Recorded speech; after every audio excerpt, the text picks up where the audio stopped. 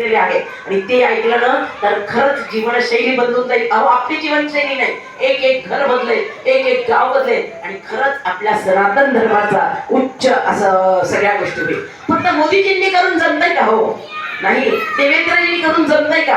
आपल्यालाही साथ द्यायची. मग का सांगतात ते सनातन धर्म?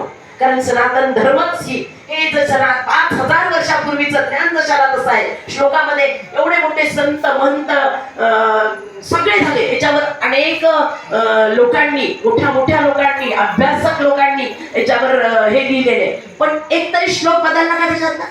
भगवंताची वाणी तुम्ही बदलू शकत नाही, तुम्ही आम्ही बदलू शकत नाही. कारण भगवंतानी हे सांगितलेलं आहे. जेव्हा द्वापार युग संपलं आणि भगवंत निज धर्माला निघाले आणि मग त्यांच्या भक्त म्हणे आता कसं करायचं भगवंता, तुम्ही तर चाललात आणि तुम्ही तर कलियुगाला तथास्तु म्हणलात.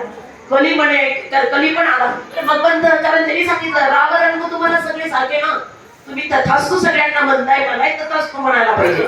तथास्तु पण एक वचन दे मला की माझ्या भक्तांना तुझी सावली पण पडणार नाही. आता ते झालं, हे झालं तसं त्यांनी वचन दिलं. पण मग भक्त आले म्हणे भगवंता तुम्ही असं म्हणला शिवराने कलीचं वारं, कली युगच बोलते, कलीचं युग होणार आहे आणि आमची त्याच्यावर सावली पण पडणार, हे कसं?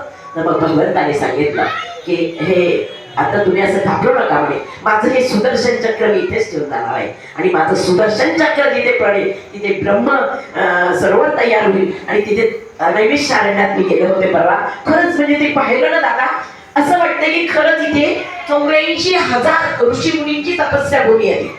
84,000 आणि ते ब्रह्म तिथे 84 गेले आणि ते 84 योगातून आपण कसा म्हणजे भगवंतानी वचन किती पाळलं. आणि खरंच एका महिलेचा तिथे मोबाईल विसरला होता. आम्हाला थोड्या वेळाने ती बिचारी पळत आली की आणि तुमचा मोबाईल इथे विसरलाय.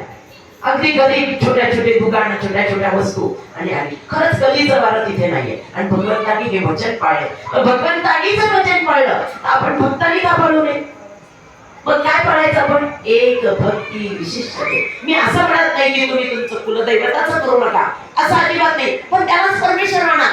नाहीतर फक्त म्हणून करते की ज्ञानेश्वरी वाचा, सोमवारी आपलं महादेव करायचा, मंगळवारी देवी करायची. आणि तेच आम्हाला शिकवताना सांगितलं की ते गुस्की म्हणे हिंदूच असतं आणि ते अल्ला म्हणून घोसागत पार करतो, कारण त्याचा अल्ला धावत येतो. आणि आपल्याला ते काही सुरुवातीला गणपतीचं नाव घ्यावं लागते. गणपतीचं नाव घेतलं, गणपती बाप्पा ये ना माझ्यावर हे संकट आलंय. गणपती झालं की नाही लक्ष्मीला बोलवलं, कारण नाही की एखादं काहीतरी आपल्याला उचलून येते, ती सगळ्या गोष्टी समर्थ आहे. नाही महादेव भोळे